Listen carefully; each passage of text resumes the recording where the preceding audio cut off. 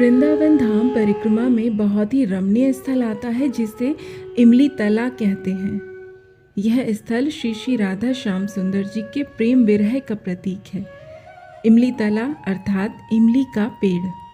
द्वापर युग में ये कभी वृक्ष यमुना नदी के किनारे पर हुआ करता था। अपने वरिष्ठ वैष्णवों के अनुसार इस दिव्य स्थल की कथा कुछ इस प्रकार है। एक बार शरद पूर्णिमा का समय था। महारास चल रहा था। श्रीमती राधा रानी अचानक से महारास नृत्य छोड़कर अंतर ध्यान हो गई। श्रीमती राधा रानी जी के अंतर ध्यान होते ही भगवान श्री कृष्ण उनको खोजने लगे। श्री कृष्ण जी की तीव्र भावनाओं ने उन्हें खोजते हुए यमुना नदी के किनारे इस इमली के वृक्ष के नीचे पहुंचा दिया।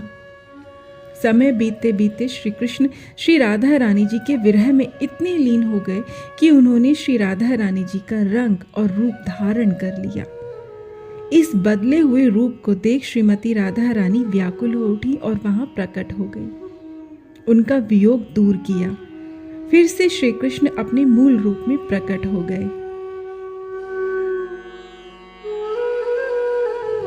फिर इसी स्थान पर श्री कृष्ण जी ने श्रीमती राधा रानी जी से कहा था, हे राधिका रानी, विरह की इस अग्नि में मैंने आपका रूप, आपका रंग, आपका आनंदित प्रेम ग्रहण किया है। इसलिए मैं कलयुग में इसी रंग और रूप को लेकर प्रकट होऊंगा।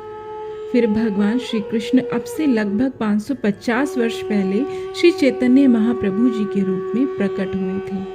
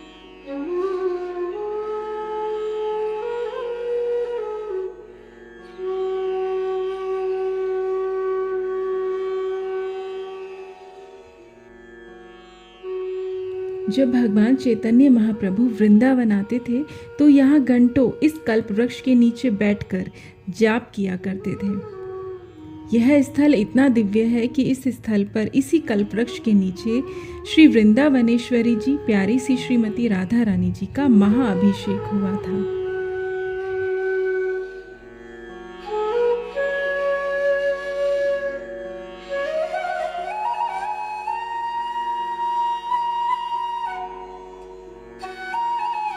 श्री भगवान चैतन्य महाप्रभु के समय एक राजा वीर हामबीर के आदेश पर जब इस वृक्ष को काटा गया तो इस वृक्ष से रक्त प्रवाहित होने लगा, जैसा कि आप यहाँ देख सकते हैं। इस दिव्य स्थल, इस दिव्य कल्प वृक्ष की महिमा का कोई अंत नहीं है। तो आप भक्तजन जब भी वृंदावन आए तो इस रमणीय स्थल का दर्शन अवश्य करें। हरे कृष्णा।